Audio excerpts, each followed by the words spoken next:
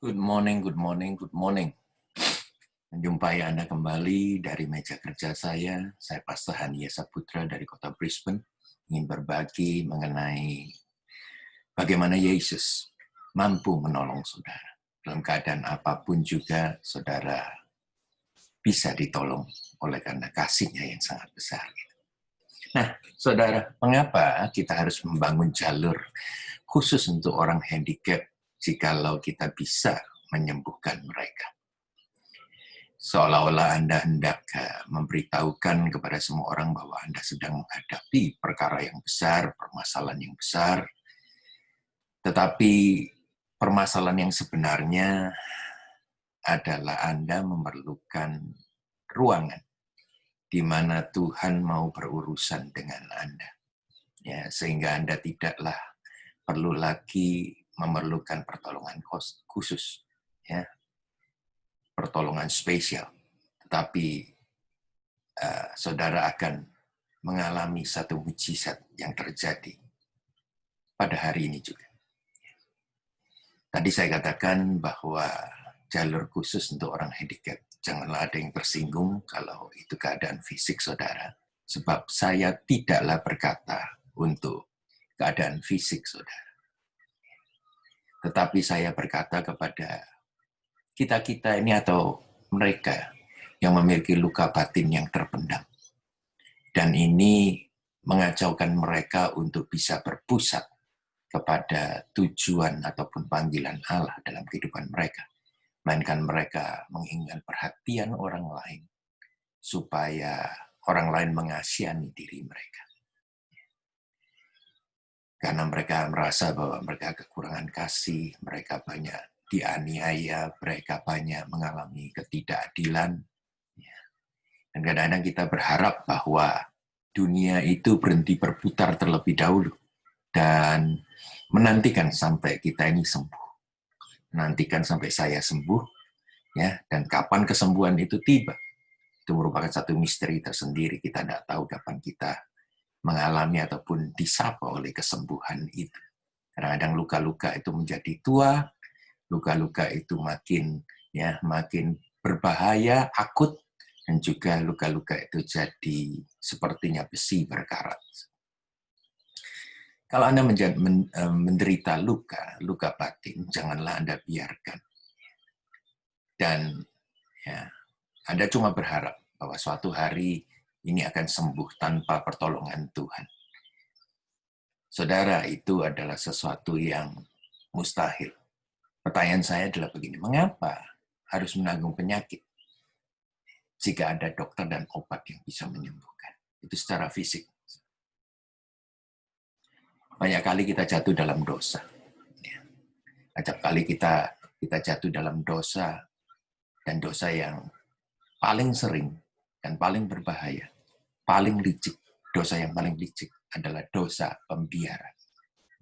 Di mana Anda, dosa pembiaran ini di mana Anda merasa tidak melakukan, Anda tidak melakukan dosa itu, sebab dosa ini adalah dosa yang dilakukan orang lain terhadap saudara. Nah, Anda belum menyadari dan mengakui dosa ini, dan meninggalkan mereka di tempat yang lama. Jangan menantikan sampai orang lain, orang yang menyakiti saudara itu meminta maaf. Sebab orang lain mungkin tidak akan memberi kesempatan kepada kekurangan Anda, kepada kelemahan Anda, kepada kebodohan Anda. Tapi yang jelas Anda bisa bangkit daripada dosa. Anda bisa meninggalkan dosa di tempat lama dan lari kepada Yesus. Ada satu wanita yang pernah saya jumpai, saudara, di dalam pelayanan. Ya, ketika saya melihat tingkah lakunya, hati saya agak terusik. Jujur aja hati saya terusik. Saya membawa dia dalam Tuhan, dalam doa. Saya berdoa untuk dia. Sebagaimana saya juga berdoa hari ini untuk sahabat saya yang sedang menderita kanker berat di paru-parunya. Hanya 2 orang yang pernah saya doakan sampai menangis tentang pertobatan. Satu adalah seseorang sahabat saya, bahkan kepala geng saya pada waktu saya masih rusak, masih hidup dalam dosa ini. Tapi dia sudah meninggal tanpa mengenal Kristus. Yang kedua, orang kedua adalah Anda sendiri. Saya berdoa untuk Anda siang dan malam, untuk supaya Anda menerima Kristus, Anda mengizinkan Kristus untuk menyembuhkan luka Anda, mengampuni dosa-dosa Anda. Itulah obat yang paling hebat, paling powerful, yang saat ini Anda bisa terima. Mungkin tubuh Anda tidak sembuh, tetapi jiwa Anda dan roh Anda pastilah selamat. Nah, saya kembali kepada wanita ini. Ya. Saking herannya kenapa wanita ini berkelakuan sedemikian ya, aneh. Maka suatu saat saya ketemu dengan suaminya. Dan ketika saya ketemu dengan suaminya, saya lihat begitu jahatnya suaminya ini. Ya. Begitu jahatlah suaminya ini, maka saya mengerti mengapa istrinya bertingkah demikian. Saudara, pepatah mengatakan istri adalah cermin daripada suami. Sebagaimana suaminya begitu, demikian juga istrinya. Jadi proyeksi. Kalau di rumah banyak menerima kasih, maka seorang wanita akan menjadi lovely. Tapi kalau di rumah dia mendapatkan kekerasan, ketidakadilan, maka yang keluar itu aneh-aneh. Garbage in, garbage out. Kristus berkehendak untuk memisahkan Anda dari sumber kepahitan. Dari sumber kepahitan. Saya yakin percaya bahwa dia itu sedang menantikan jeritan Anda. Kalau Anda saat ini juga mengatakan, tolong aku Tuhan, maka Tuhan segera akan menolong. Kristus hendak memisahkan Anda dari sumber kepahitan, sampai sumber kepahitan ini tidak berpengaruh lagi dalam kehidupan Anda. Kesembuhan batin Anda akan terjadi saat itu. Dia menginginkan untuk membersihkan sumber yang kotor dan pahit itu. Dan dia ingin menggantikan itu dengan sumber air kehidupan dalam hati dan pikiran Anda. Jujur, tindakan Anda itu sangat mempengaruhi situasi dan kondisi. Bukan sebaliknya. Bukan kondisi dan situasi lah. Ataupun tindakan orang lain yang mempengaruhi saudara. Kalau Anda memiliki Kristus hari ini, saya yakin percaya sebetulnya saudara tidak didikte oleh situasi dan kondisi. Tapi saudaralah yang mendikte kondisi dan situasi Anda. Bukan luar yang mempengaruhi dalam. Tapi dari dalam ini timbul ya sumber kehidupan. Justru itulah saudara saya tinggalkan untuk saudara yang sudah percaya kepada Kristus, yang sudah baru saja merayakan ya, pencurahan Roh Kudus. Sikap Anda lah yang memberikan hidup atau mati.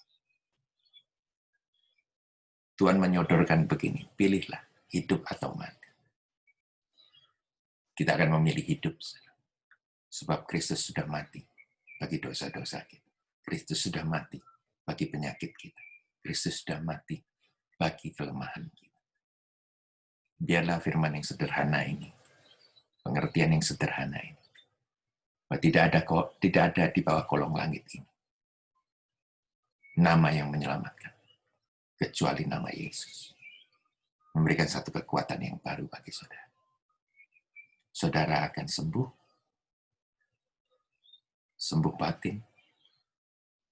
Bahkan saya juga percaya saudara bisa sembuh secara fisik. Tapi yang terpenting adalah roh Anda bukan lagi pahit. Yesus memberikan kemanisan. Yesus memberikan restorasi. Yesus memberikan rohnya sendiri, zoe-nya sendiri, kehidupannya sendiri kepada Anda semua yang berteriak minta. Berikan ruangan yang besar di dalam hati Anda untuk Yesus lahir, untuk Yesus berkarya, untuk Yesus menguasai Anda. Tuhan memberkati. Saya berdoa untuk saudara. Bapak terima kasih untuk hari ini. Biarlah keselamatan terjadi di dalam rumah tangga daripada para pemirsa yang melihat cuplikan video yang singkat. Biarlah Tuhan, sejak mereka memberikan ruangan kepada Kristus, damai sejahtera lahir, keselamatan lahir, dan sukacita mulai ada dalam rumah tangga mereka. Dalam nama Yesus, sumber pertolongan ini, hamba berdoa. Amin. Tuhan memberkati.